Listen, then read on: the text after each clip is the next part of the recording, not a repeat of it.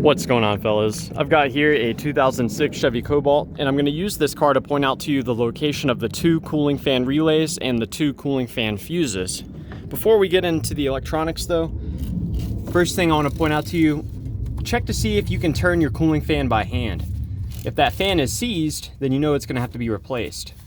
Another thing that you can also do is you can tap on the back of the cooling fan. Sometimes the motor can get stuck, and by tapping on the fan or even by spinning it by hand, sometimes the fan can kick on. So if you're doing that, be sure to be able to pull your hand out quickly if the fan kicks on. Now, for the electronics, we open this by pulling on the tab on either side and lifting up. And although there's one fan, there are two fan circuits. So there's the cooling fan 1, which I believe is for the high speed operation, and then the cooling fan 2, which is the low speed.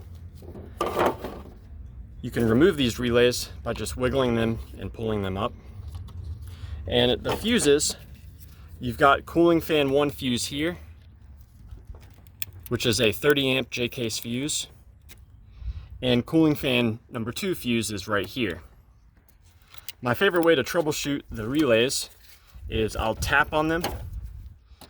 I can also grab them and wiggle them gently.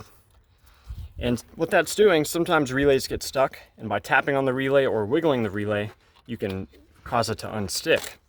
So if after you tap or wiggle the relay, the fan kicks on, then you know that the relay is probably bad. Beyond that, we can pull the relays out, and we can swap in a different relay and see if the fan works after that. Now, when this fan relay engages, all it's doing is it's sending power from the fuse to the fan, and it does that by connecting these two pins together. So you yourself can try connecting these pins together with a wire or a paper clip, and that should result in the fan coming on. So that's just a troubleshooting step. So yeah, I hope that this information was a good starting point for you.